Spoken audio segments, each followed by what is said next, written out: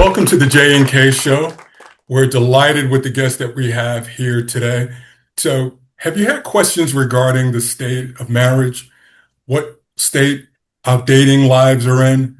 Well, Dr. Williams is on with us to talk about all of those topics and unpack them and really kind of give us an insight view in the dynamics related to marriage and dating, dot, dot, dot. Dr. Williams, thank you for joining us, man. We are absolutely delighted to have you on the J and K Show. Yeah, no problem. I appreciate you having me on. This is quite the honor.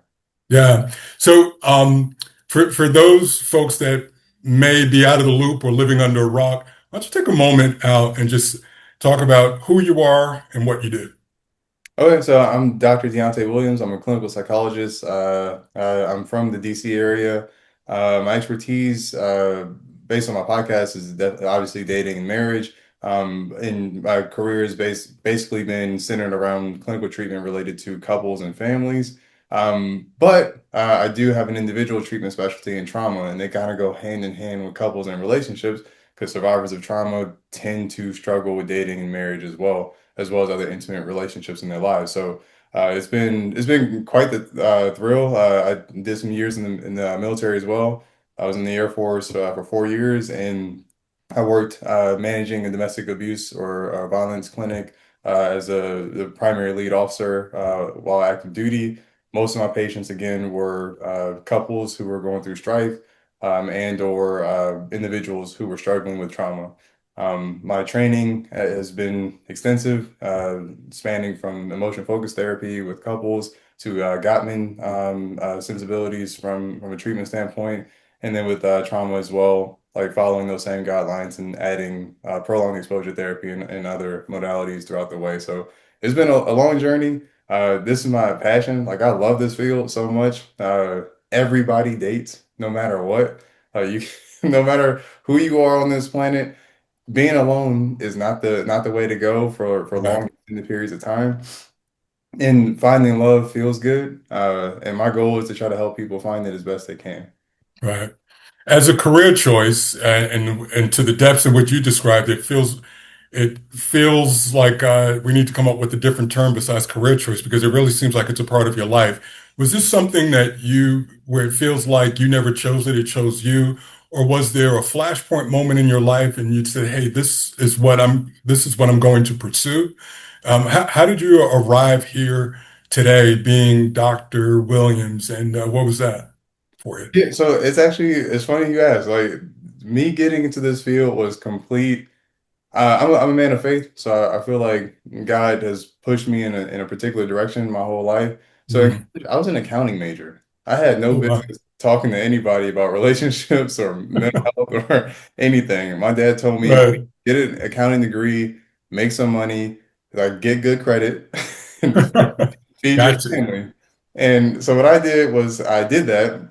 Now I realized like, wow, these classes are really early in the morning, and there's only guys here. This is fun. So I had a crush on a girl who I didn't even know for sure. I heard she was taking Psych 101. So I told myself, like I was 19, I didn't have the social maturity to walk up to her and introduce myself as a normal person would. So I was being a creep. You changed your major. I changed my major and I switched to Psych 101 for the fall. So I made this decision in like March. So I played the long game. So Wow. I walked into class in September and I was excited to see where she was. So she was sitting in the back. So I walk over to her and I'm trying to be smooth. So I try to sit next to her and I go, "Hey, is this your first psych class?" Just trying to get some conversation going. And she took out one earbud and she said, "Dude, it's Psych 101. It's everybody's first psych class." In front of everybody too. So now I'm in trouble in many ways. Oh my gosh. She doesn't like me. Two, I did this in front of everybody, so anyone else now knows that they were my second choice. And now three, Wow. I'm in Psych 101 and I didn't want to be there to begin with. Wow. So I sat down and then the professor, she saw the whole thing. She didn't say anything. She just smiled and she went, mm. And then she just conducted class like nothing happened. Wow. But I mentioned her. Her name was Dr. Samantha Ruckert. I have so much respect for her because she's the one who eventually signed my license when I got licensed after getting my PhD many Oh, years wow. later. So she was right there on the first day. And I reached out to her not too long ago to let her know, like, hey man, like I'm not sure if you remember, but you like had an impact on me as a professor and you kind of got the ball rolling on my career. And I kind of owe that girl a thank you as well. Because if it Right. wasn't for her, I don't know, I'd probably be an accountant somewhere, hating my job. How about that? That Well, I think the question we all want to ask and know the answer to, did you close the deal at all? I mean, after that day, I mean, was that the climax and highlight of the entire thing? I tried. Lord knows I tried. I swung and I missed like three or four Uh, times after that. But the good thing is it taught me a valuable lesson is that one, nothing happened.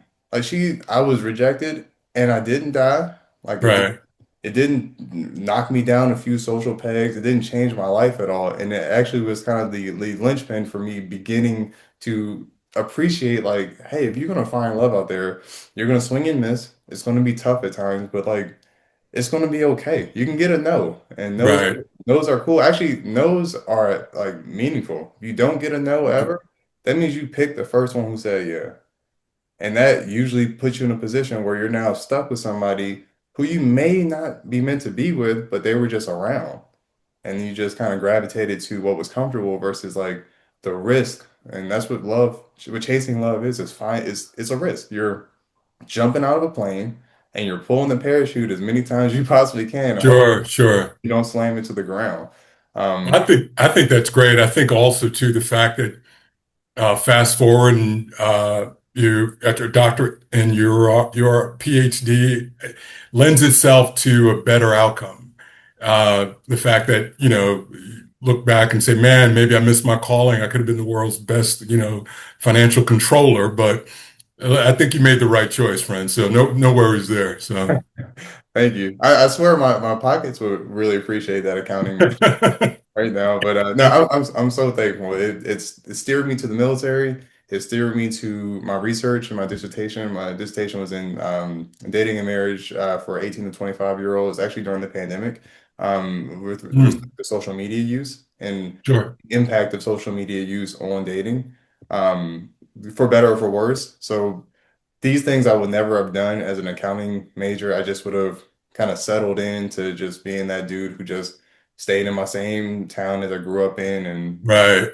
kind of rotted it out. I probably would have three, four kids right now. Uh, Right. and thank goodness I don't, that I know of. Just kidding. I don't think so. I don't think you are. Well, let me ask you. I think it's a great segue. Just a very broad question. I'll start with a broad question. Is the institution of marriage in crisis? I would say yes and no. No, in that, so there's like the old adage that's been going around for almost a decade, 15 years or so, that marriage is on the decline and that, 50% or more at this point is closer to 60% in divorce. But what people don't actually look into is the Pew Research over the past 25 years that shows that actual marriage rates never actually fell. So people were getting married at the same rate as they always have been over the last close to 60 years. What did increase for a period was divorce rates. They didn't stay married. Right. Yes. So that has actually fluctuated in the last 10 or so years where the divorce rate itself is falling, but the marital rate has remained consistent. So people have never stopped trying to find love. Despite Mm, what the media would tell you, like the effort has always been there. The success rate, not as much. But marriage itself is people are trying. They're not always winning the game, but they're right. actually, lacing up the sneakers and getting out there to hoop. Right. Metaphor aside. So like in so many ways, like I appreciate that question because in my inbox, I get so many questions about like, should I divorce? Like, should I break up?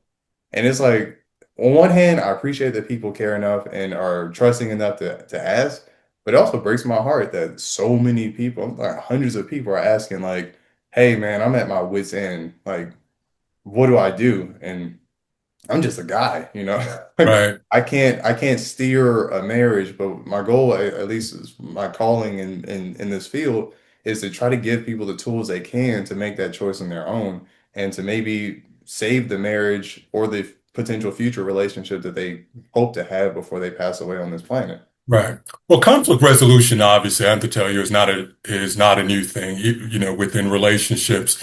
And generally speaking, and I mean this very generally, and you keep me honest, it was generally one of three, right? Some combination of infidelity or third party finances, health, or maybe there's this other, and there was this irreconcilable, and whatever that is, which is kind of always viewed as kind of a catch-all for everything else that doesn't fall, um, Mhm. or or the things that I mentioned. So it's kind of like one spouse's health, how it creates a burden within a relationship, maybe the financial standing, instability or instability within a relationship, or someone's infidelity. So that's usually that trifecta there. Are you seeing or hearing from folks that it's one more than the other? Uh, is it still the same thing? I kind of feel like the issues today were the issues yesterday, but maybe somehow they figured out a way to just kind of stay together. So I guess what's the genesis of this? So that's actually a beautiful tie into like so I always call it like the spider web theory, where the genesis comes from typically a single focal point and then it spreads out and connects to a lot of different things. And the more that Mm, it connects to, the more tension you get in the web, so to speak, until the web breaks, unfortunately, and the relationship falls apart. That focal point is communication. I know that sounds so cliche. I know that sounds like, like it's not the most deep thing ever. And it shouldn't be. Like being human is not very deep. Being human is relatively cliche. Everybody wakes up, they find some food, hopefully, they go to the bathroom a couple times, then they go to sleep.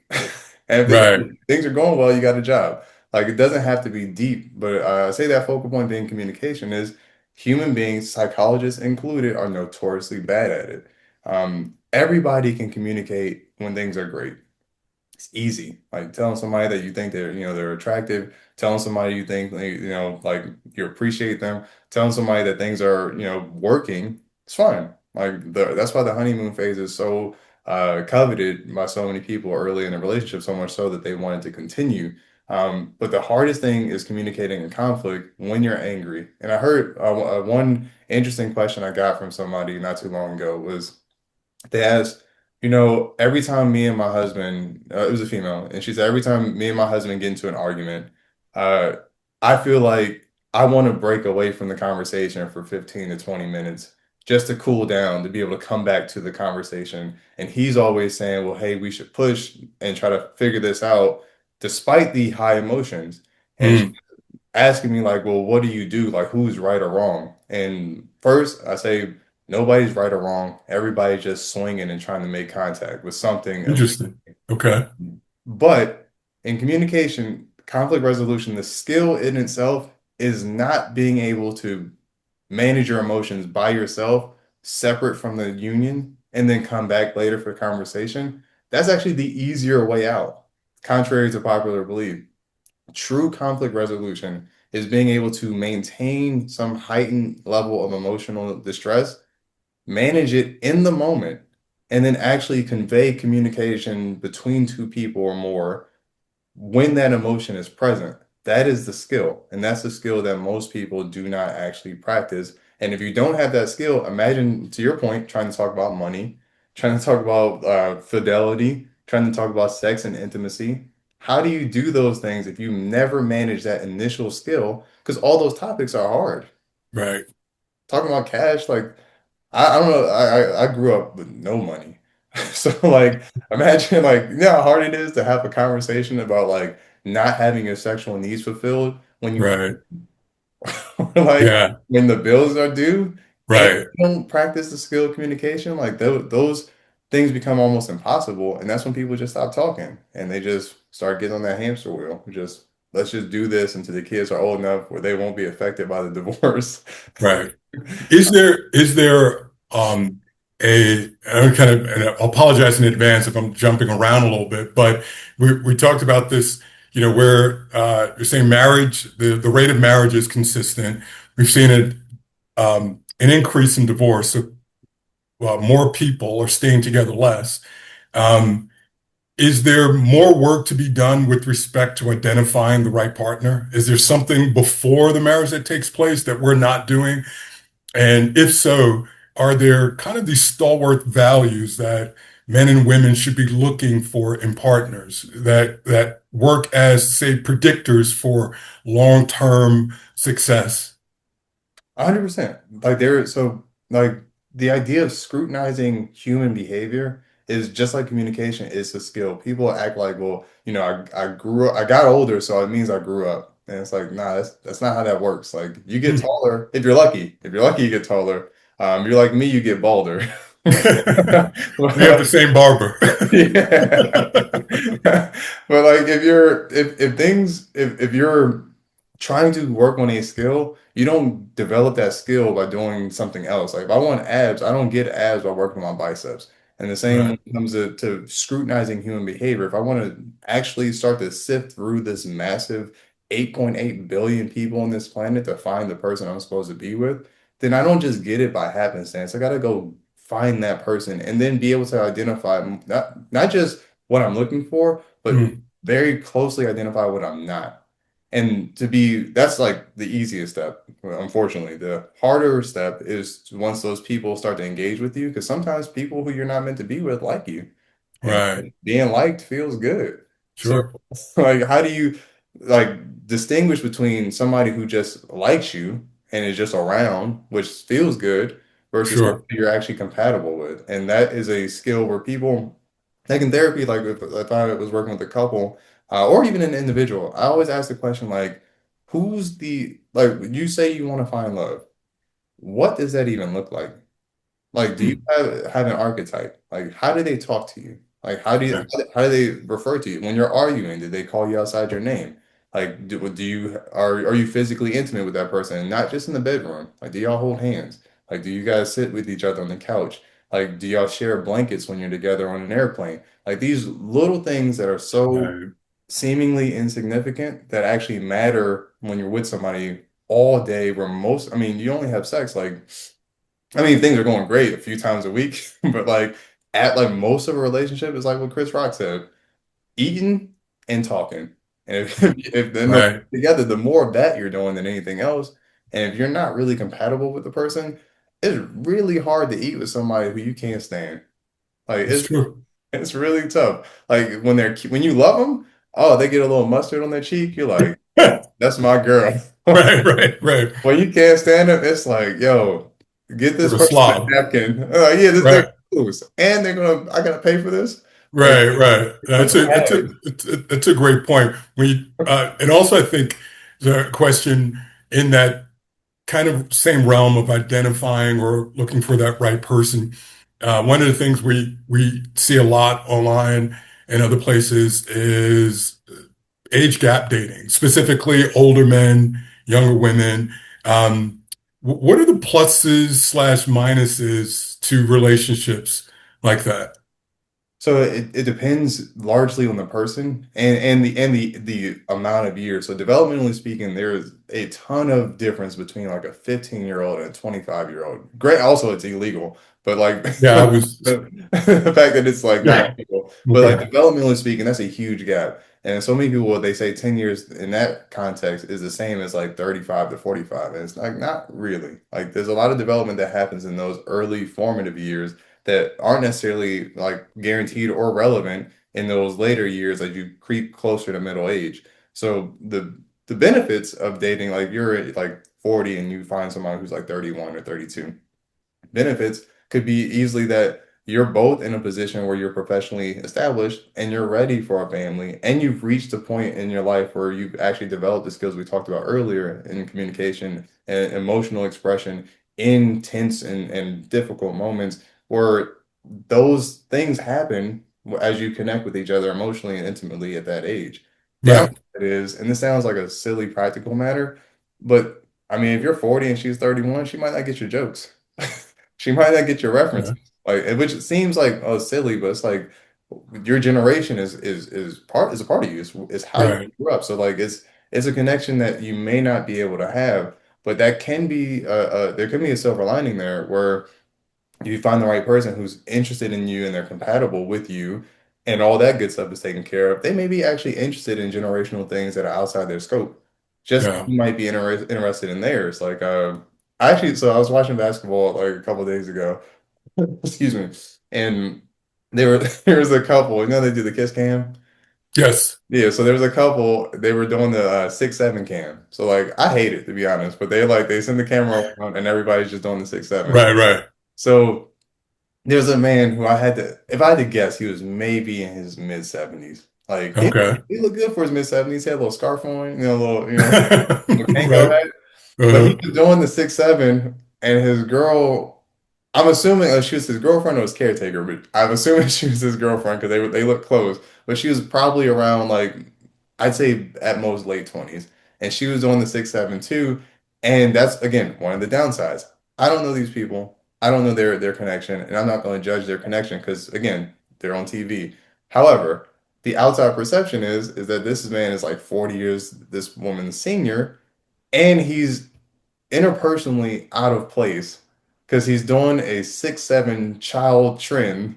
right. He's with a person younger than him, like in a way that's very noticeable. And it's none of it's wrong, none of it's illegal, but it does have social currency to the people who meet this person and that spouse. And it does have Sure. social relevance to their relationship as like child rearing goes, family building goes, and then the financial dynamic potentially from someone who has 70 years of financial capital versus someone Sure. who doesn't.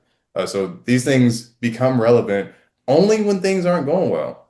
You know what I mean? Mm, Like your your vehicle that you're driving your relationship in only becomes problematic when the AC stops working.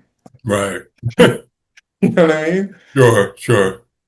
Yeah, I see that. I know that we've had these discussions, and I've often wondered if it makes sense because if there's a person who's, in this case, I said older man, younger woman, and this woman's going through her life, it would seem from a practical standpoint, remove the social aspect of it, but from a practical standpoint, if there's this kind of Obi-Wan Kenobi person in your life that can say, hey, there's a open manhole cover around that corner. Watch out for this. Be mindful of that. And you can walk that path and kind of miss these eventual pitfalls that you would fall through otherwise if you didn't have someone there to kind of guide you through.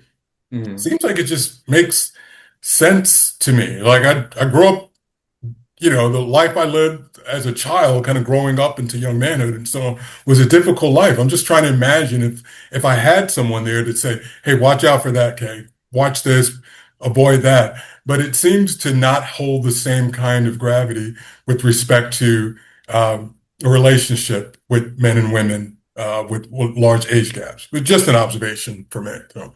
No, 100% because what you're describing is mentorship versus a relationship dynamic. And I'm not saying that to be pejorative because like mentorship is important, but like there's a difference. So romance, sex, and intimacy add a caveat to any relationship that makes it unmanageable sometimes. And it's almost like having a business partner where there's a lot of money going back and forth, and then you start dating that business partner.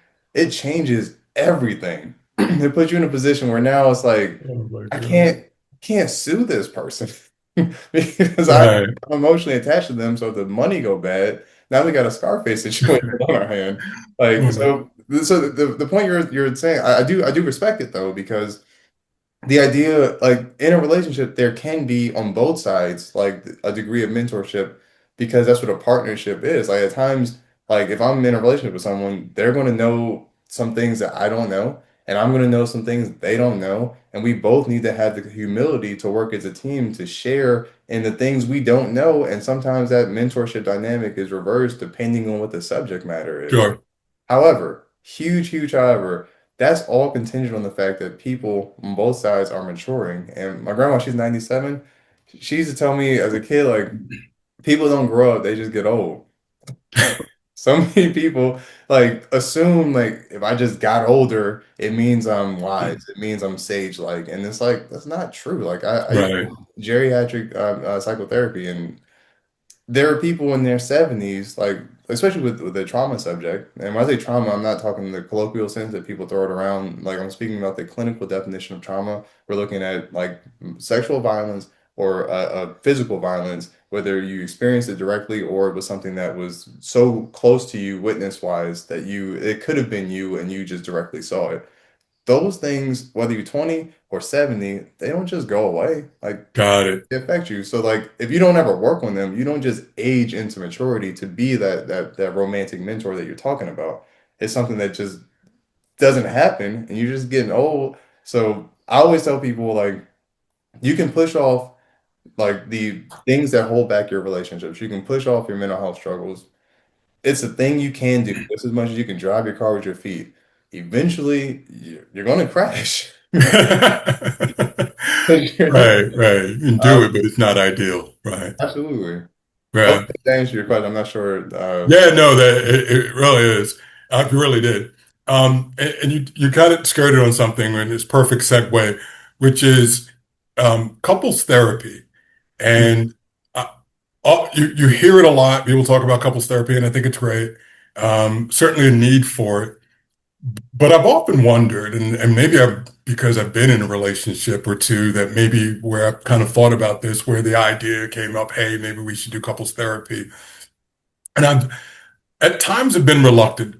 I would do it, I would, but reluctant from a standpoint of I genuinely felt like she needed to have individual therapy, right?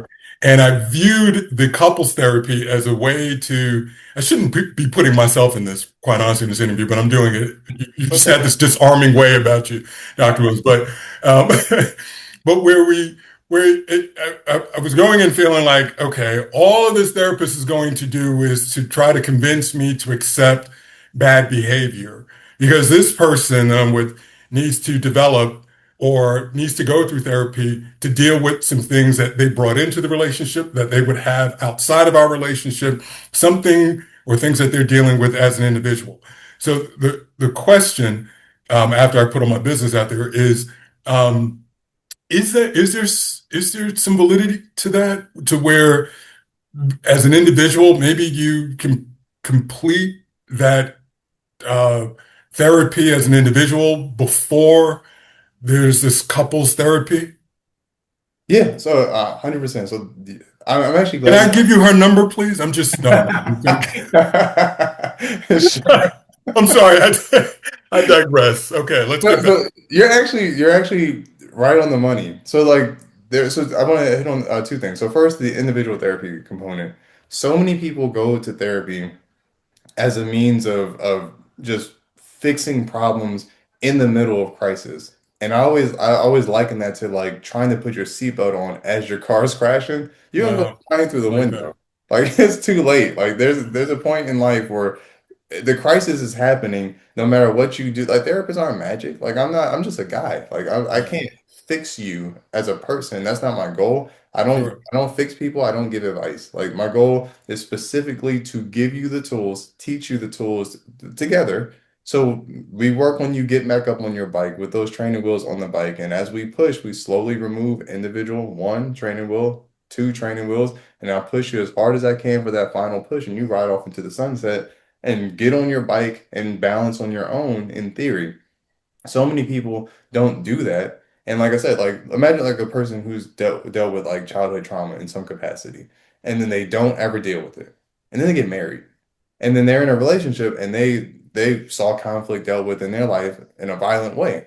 So they bring that into the relationship. And it's not because they're a bad person, it's because Right. the human brain, as complex as the brain is very predictable. The human brain likes sameness. It would prefer sameness that isn't functional, that isn't working, over something that's different that might work if that different is the unknown and is perceived as scary. So many people just continue patterns. That's why patterns are so prevalent in human behavior because it's just I just take the evil that I know versus the potential angel that I don't. And they bring that into a relationship and then look at you like, well, this is how I Right. saw life being dealt with. And when I get angry, I curse at people. When I get angry, I throw stuff. When I get angry, I hurt people sometimes. And sometimes people have insight about why they do it, sometimes they don't, but either way, the damage is being done. And to that, I say, I think if a person has those experiences, individual therapy is a must before couples therapy. Because what good is couples therapy when when you're coming in with all of that baggage to begin with? However, couples therapy, so many people act like couples therapy is like having a referee. If your couples therapist is refereeing arguments, fire them. Mm, Get rid of them. That's not their job. Their job is not to referee. Their job is not to tie break. Their job is to help communication be facilitated through the relationship and to reestablish whether we want this, whether the relationship matters enough to us to put our personal things aside. There's a commitment not to you or to me, it's a commitment to us. So in couples therapy, the first thing a couples therapist truly should do is assess the motivation for the people in the session to actually want to stay together.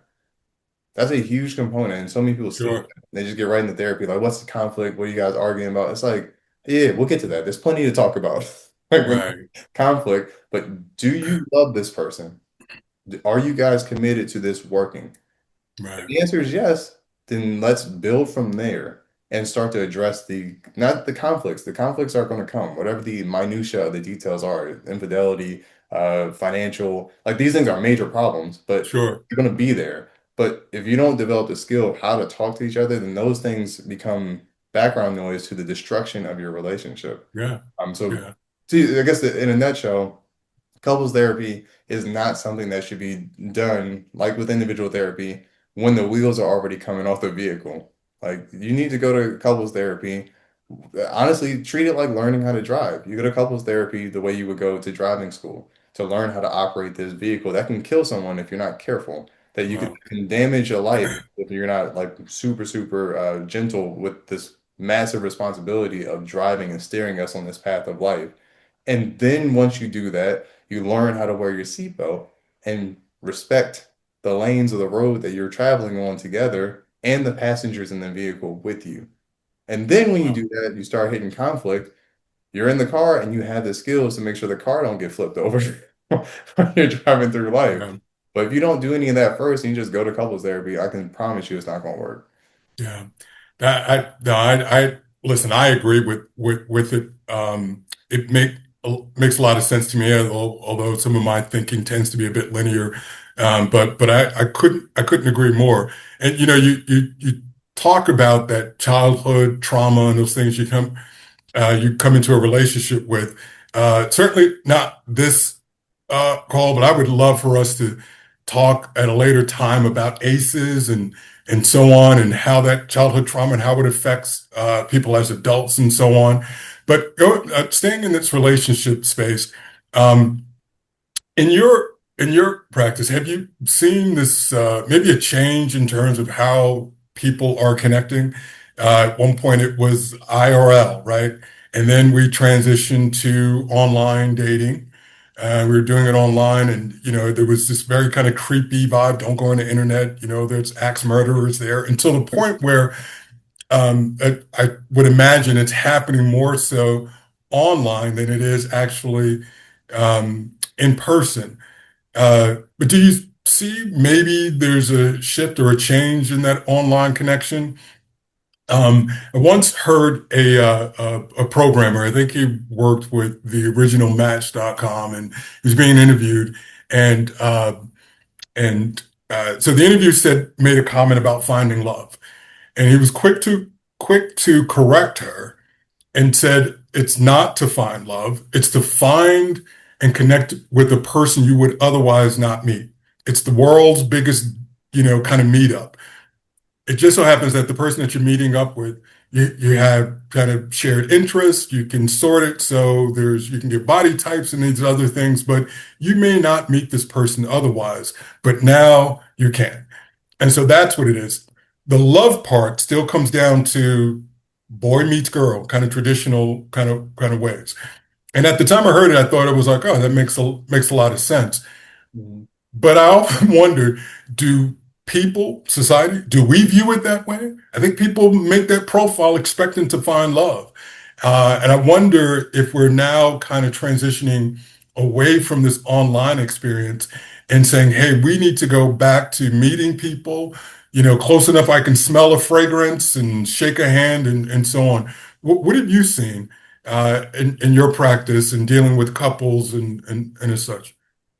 So it's based on region. It's very geographically specific and culture specific. So so when I was in the service, I lived in Italy for a few years, and dating in Italy or like Germany is way different than dating in like Michigan or DC. Like it just depends on where you are. But one thing to your point, I have seen is a general, for better or for worse, a transition to using dating apps as a bit of a shield from the real life experience of someone telling you that they don't like you, which Mhm. is a natural aspect of dating. I do want to touch on on that person's point about Match.com too. I don't see it as necessarily just, well, you're searching for people within a pool that you otherwise wouldn't have met, because that's true. That's 100% accurate. However, it doesn't have to be black and white. It doesn't have to be that or love. You're looking for both, because finding somebody who is all the aesthetic, has all the aesthetic accoutrement, I guess, that you would be looking for, like with no love, is like finding a mannequin that you're really attracted to. Like it could be Hmm. it could be awesome. Like they can have every single thing that you are looking for, but without love, it's just an android that you live with that doesn't necessarily actually like connect with you on a personal level. Which, like, I had a patient once who was saying like I'm dating this person. I know they're objectively attractive. I can't see them as attractive. I know Hmm. they're beautiful. Wow. Like they are like the American standard, I guess, or Westernized standard of beauty. And I'm just not feeling it. And I told him like, well, maybe it's not a problem.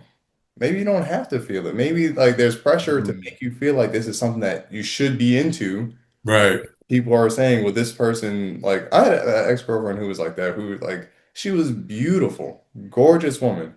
And I just was like, like we we didn't like we didn't click. Like she's a nice Right. person.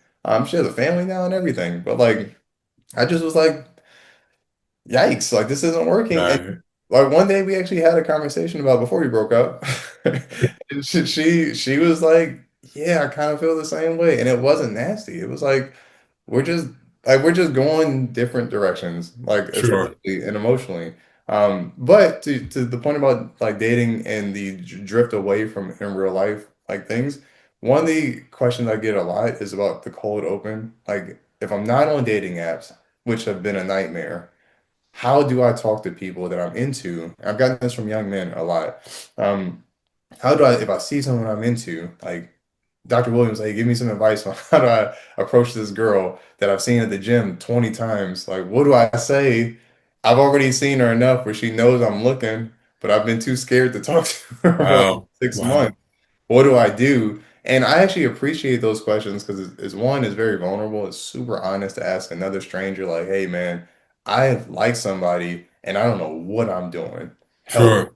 help me, please. Like, Right. I'll Right. take, I'll take that question all day long. And to those situations, I always say, like, it's first of all, you got to be real, you got to be respectful, and compelling.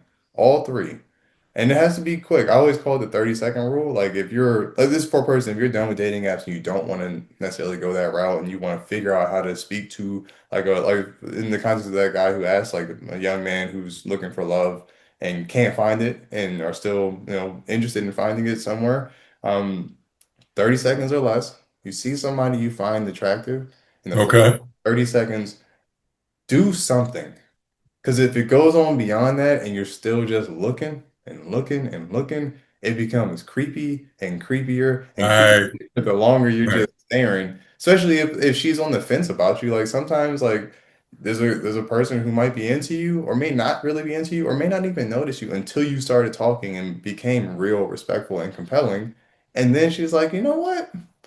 I think Jonathan's all right. Like he's kind of Sure. funny. Like, but those three things are important though, because if you're not real, whatever foundation you're forming is going to be completely, it's going to be basically a house built on sand with no foundation. It has to be respectful because if you're not respectful and she doesn't like you, then you're opening yourself up for a harassment charge. Right, right, right. Keep it Yeah, respectful. it is a thin line between creating this kind of creepy vibe. And to your point, if he's up to 30 times seeing her and so on, um, I guess it's what he's done with those 30 different times that he's seen and what he's kind of exuding. We can sometimes send those signals, I guess, probably when we don't even realize we are. So to your point, I agree. Uh, Make a move, right? Like pick a side, go in and say something or not. But to kind of be this kind of lava lamp, just kind of hovering around and taking different forms. Yeah, I think that you're going to kill it before you even have an opportunity to even put your best foot forward. Speaking of, Yeah. so um, a lot of rhetoric online about coffee dates and anti-coffee dates, probably a better way of putting it. Now, understanding a coffee date is a metaphor, right? It's a metaphor for just get to know you on the first date, not spending a lot of money, right? It doesn't have to be a coffee. It could be a bit at the park or anything. But for men, it really is about, hey, I want to get to know you first before I make this financial investment. And so you have this community of women on the other side that say, I don't do coffee dates. We were talking about online, they'll put that in their profiles. Um, I'm not sure if is there, I'll ask this way, is there for lack of a better term, a community of women that can demand that, right? That pretty has a privilege. And so coffee date isn't their lane. Um, or is this just dead on arrival? That what it shows is that if you are willing to sit down with me without me having to take you to Capitol Grill on a first date, that illustrates that there's some interest in me and not just what I can do for you. So Who's right and who's wrong, I guess, you know? So people can do whatever they want. I always tell folks like at the end of the day, you gotta go home, sleep in your bed, and whoever is there or not there with you, and you gotta look in the mirror on what decisions you've made in life. However, so that's to the point of people who are anti coffee dates and like, hey, you know what? I've set this standard for myself. I've heard that before, and one thing. So when people draw hard lines in the sand about people they haven't met yet, I always Mm, scrutinize their thought process a little bit because right, like you're drawing a hard line in the sand based on likely a previous negative experience to people right. who you don't know who might be the one that you're already shutting out of your life. Sure. So I always look at those like I don't do coffee dates, tiny parentheses, unless there's always some person like there's always some like if you're a huge Harry Styles fan, you would be like, I don't do coffee dates, but Harry Right, does. I might be in the coffee. I might get decaf. You never right, right. know. So it's one of those things where it's like I take that with a grain of salt when I hear people make these grand declarations, especially in public places or public forums like the internet. Like anytime, it's like praying in public. If I'm praying in public, like no disrespect to LeBron James, but every time I see him praying in public, I start laughing because like if your connection is really that strong, you don't need us to see it. Like it will be there. Like and that's the same way I feel about his hairline. If it was there, you don't need us to help you find it. So sorry, taking shots at I LeBron. debate you on the public prayer, but I'm with you on the hairline, man. Just let it go, brother. Yeah. Get you a hat, man. Like, but yeah, so like, but to your point, like, I think so many people fall out of the idea of just telling the truth.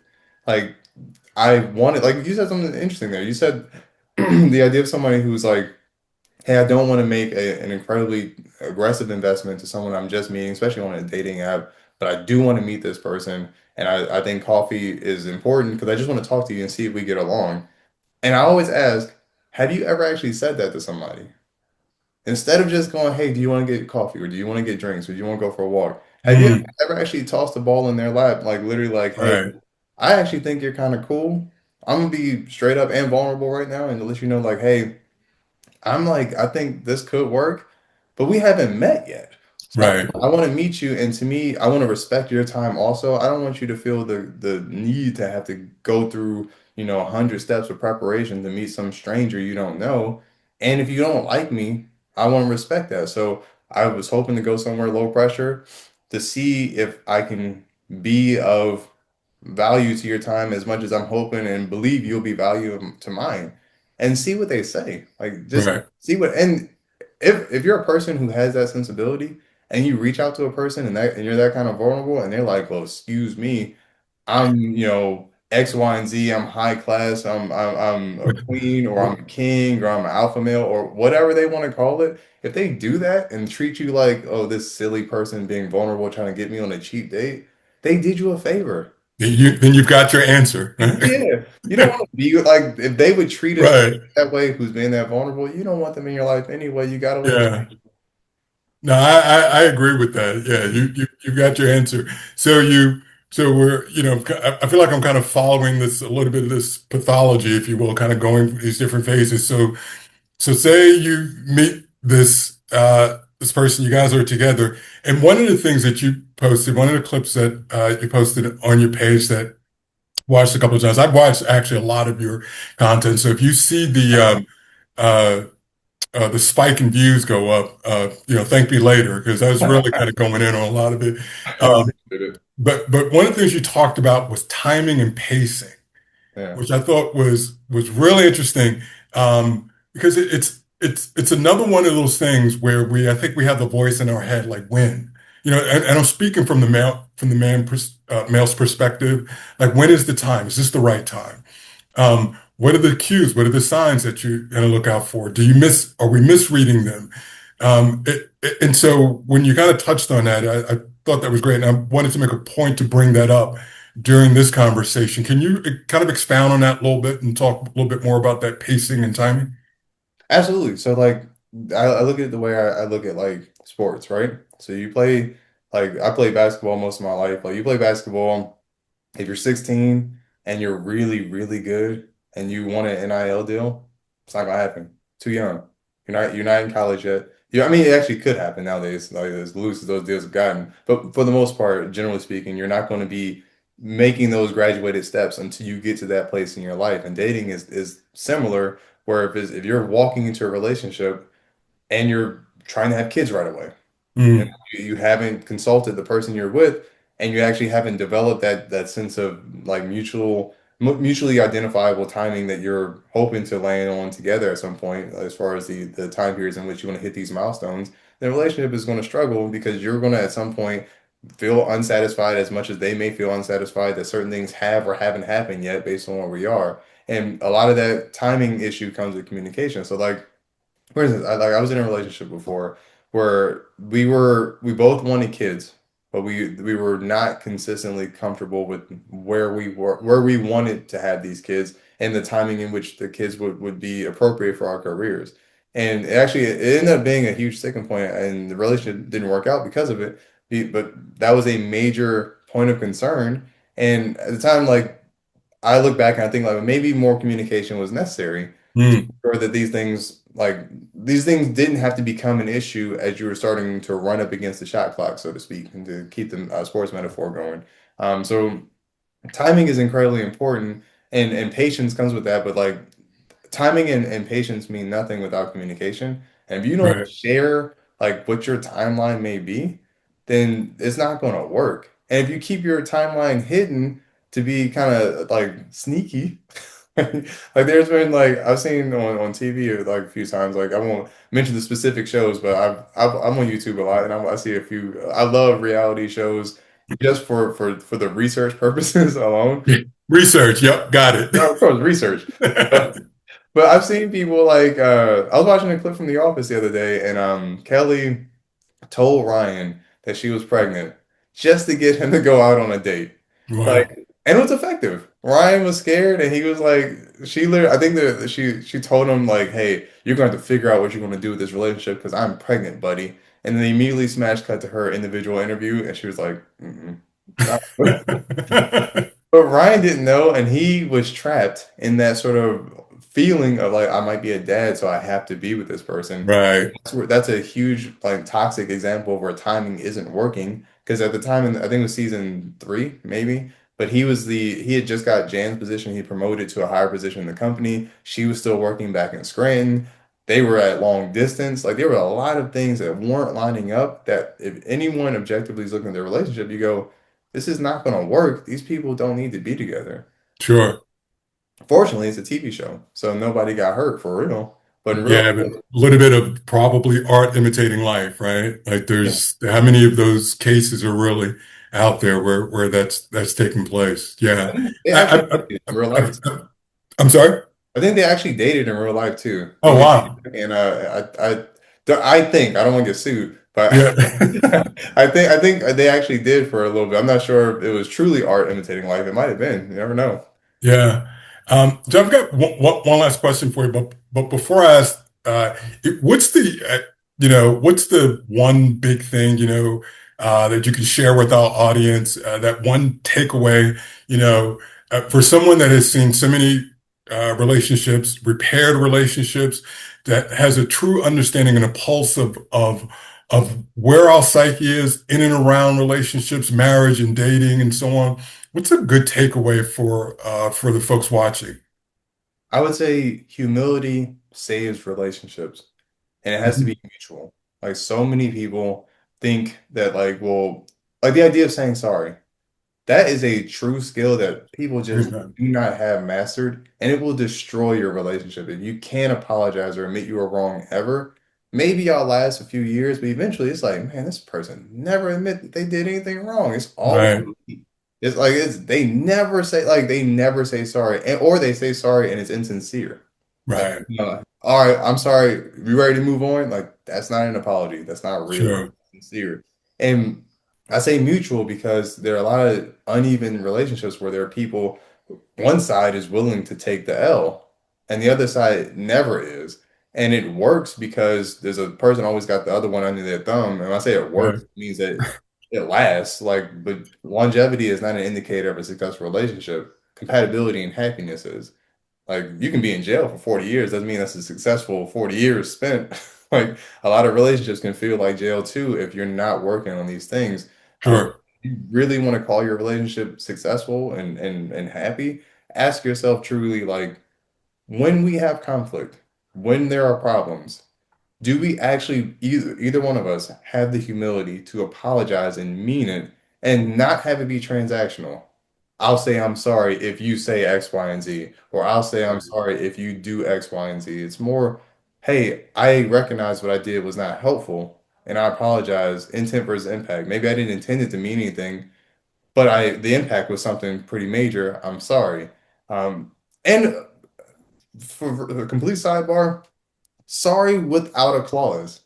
There's nothing worse than a person who apologized and they add a caveat that's an explanation because it indicates that more important than this apology is my rationale for why I did what I did, which is irrelevant to the person. If it's your birthday and I'm standing here with my Timberland in your birthday cake, I don't want to hear how your shoe got there. Right, I just right, want you to be sorry for it and find a way to replace my cake. Like right. so many people just don't understand that, and then they wonder like, do our arguments always go to a nasty place?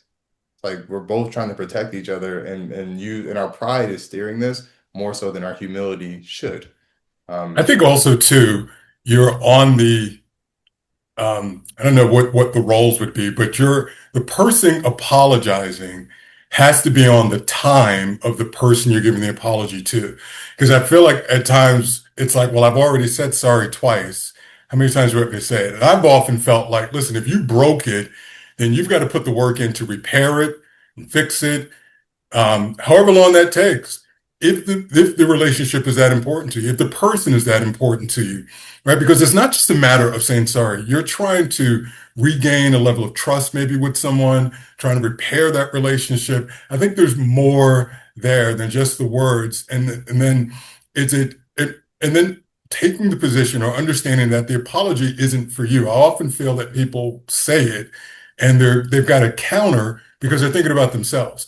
But Mhm. if I turn that focus around and think about my partner, then I'm going to do what's necessary. So whether I say it 100, one time or 100 times, I'm going to say it however many times it's necessary for me to repair that relationship, to fix the thing that I broke. Um, so what's your feeling on that? So I think it's a great point. Like trust, so trust and love are a series of routines. Without the routine, they're just words. And the routine plus a delivery mechanism is important. So I always say like the idea of like saying I love you to a person. They're just words, but if I tattoo them on my knuckles and punch you in the face, I've delivered the same message, but the delivery system was completely damaged and it's Wow. not helpful. So like the idea, like you said, an apology means nothing if it's not accompanied with behavioral practice and routine that go. Right. So, like, Right. if I say I'm sorry, but my behaviors are not consistent with being apologetic or contrite, then the apology means absolutely nothing. The same goes with love and trust. Like trust is a routine. Like, if I say like I'm a faithful guy and I won't cheat on you, it's like that's cool, but like I know that that's true because you come home every night. I know that Mm, that's true because right. when you on your phone, you're not shielding it from me being weird. Right. Like, I know it's true that that I don't need your passwords. I don't have to check anything because Right. you say you're going to be somewhere, you're there. When you say you don't talk to certain people, you don't. You say you're going to be there for me, you got my back legitimately, and I have a history of you doing so without fail. And the idea and that history gives you some equity when you make a mistake. You can say like, "Hey, I'm the guy who's always done what I said I was going to do. So if I have a human slip, that doesn't mean I'm excused for it, but it does show that like, hey, I have a pattern of equity here where I've been a good dude. I've tried. Sure. I'm not Sure. perfect, but I've tried. But if you have no pattern and then you also give BS apologies Right. and Right. your trust and love routine isn't there and you don't hug her, Right. like you're setting yourself up for a failed relationship for sure. Yeah. So our last question, Dr. Williams, is so if the values, I'm going to ask this. So if the values of a good relationship are in the middle, and that's the demarcation in the middle, who would you say, based on your experiences, has, from a gender standpoint, has pulled further away from where that middle is? This is the successful relationship between man and woman, and with divorces being what they are, do you see one gender versus the other that's pulled further away from what makes marriages work, from where that traditional behavior is that lends itself to strong marriages? Have you seen one side versus the other that seem to have kind of strayed further away from what that is? I think the societal lexicon itself has drifted away from that middle and it has The pulled. very safe answer. I see that. But I think there's merit to it because it's easy to say one or the other, but I think it's all context based. If I say it's just women, I can name a list of things where I feel like socially, like westernized women have maybe dropped the ball. If I say it's just men, I can list a host of things where westernized men have dropped the ball. But society itself, the cultural lexicon is different. The reason why it is a safe answer, but I wouldn't have gotten that without traveling to other countries. Like Hmm. I've gotten that way because I've spent time in China. I've spent time in Korea. I've spent time all through Europe. Like I've been around a lot. Like so I've seen where areas where the social lexicon is different and the social expectations are different and relationships are just different. People find they're actually seeking like in parts of Italy, very Catholic country, like there are people who are like, hey man, I don't want to die by myself. Wow. I just want somebody with a heartbeat first, and then we'll Wow. just figure the other stuff out. And in China, like if you look like me, you walk around and people think you play basketball and you sign fake autographs and you find a girlfriend pretty easily. But if you look like if you're a standard Chinese male, things might be more difficult depending on how many women live in the community or the small community that you live within. So it just I think it depends on where you are, and I think the westernized lexicon has drifted so far in a very individualized way. And and these perspectives, by the way, are based on what you see on TV and online. And those people are the loudest. And they're the ones who sort of steer the lexicon and Sure. and make us feel that this massive drift away from like healthy relationships look like. However, I push back on that in one way. I push back on that in that happy people are quiet. Happy Yeah, couples don't have any, like, you don't hear about happy people online complaining about anything because they're out being happy. You don't, interesting. nobody married who's doing great is wasting time on their phone, talking into their phone in public to tell everybody how, politics are what, or relationships are this, or men suck, or women suck, or they don't have time because they're Right. having fun with their spouse that they found love with. So I Sure. would say take what you see on the internet or within the social lexicon as a grain of salt, because unhappy people are the loudest. So it can make you feel like everybody is unhappy because it's like all this noise. But if you turn the volume down on that and open it Right. a little bit, go to a Barnes and Nobles if there's any left. There's a few. Go to a Barnes and Noble and see how many people are just happily reading quietly. You don't hear about them. Right. Go to a beach and before like trying to find, people to be with on the beach, take a step back and see like how many people are couples who are just sitting on this beach enjoying each other and not on the Right. just chilling. Those people exist, but you have no reason. Like imagine like going to your doctor's office and screaming about how healthy you are. It doesn't happen. You Right. Right. screaming when it's like, man, hey, my cholesterol is high. Give me them egg whites. I need Right. I make it. But like a happy person who's comfortable and healthy, they just quietly sitting there eating their, blueberries, minding their own business. Like Sure. dating is not that different. So I I know love it. that is a safe answer, but it's I know somebody either with that safe answer, I'm pretty sure my DMs are gonna fill up on both sides Yeah. saying that I did something wrong. So nah, I'm right there with you. Yeah, it wasn't meant to be a gotcha question, although playing it back in my head, I'm like, yeah, that was totally a gotcha question, but you avoided that perfectly. Dr. Williams, I cannot thank you enough, for myself and as well as on behalf of our viewers, for you to carve out a few moments to share your insight. There's no value to this. It's priceless. So thank you. You are always welcome on the J&K Show, and we look forward to having you back again real soon. Thank you. Thanks for watching the J&K Show.